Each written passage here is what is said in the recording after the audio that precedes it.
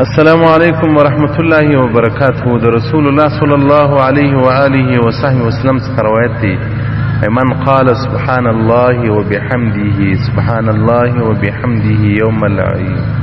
کچا د اختر په ورځ باندې دا کلمات سبحان الله وبحمده 300 واره وویل او ثواب مړو تور وبخشي، نو الله جل جلاله به دا هر مړي و قبر ته سل رحمت نازل کی، او یجعل الله تعالی فی قبره اذا مات الف نور. دغه څوک چې دا کلمات وایي چې دی مړ شي، الله جل جلاله به د ده قبر ته سل رحمت سل نور ور نازل کی. قبر ته چې رحمت نازل سو، بیا په قبر کې عذاب څه کوي، په قبر کې وحشت او بیره بیا څه کوي. د الله د رحمت سره بیره نسته، د الله د رحمت سره وحشت نسته، د الله د رحمت سره مینه او الفت دی. سبحان الله وبحمده سبحان الله وبحمده 300 واره خپل مړو ته روحیدیا کوي، ور بخشي او خپل قربانو ته ټول امت ته.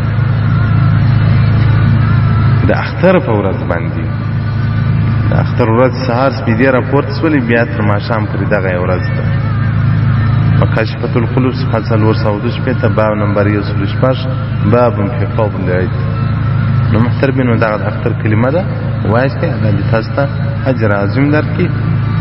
والسلام علیکم ورحمت الله وبرکاته.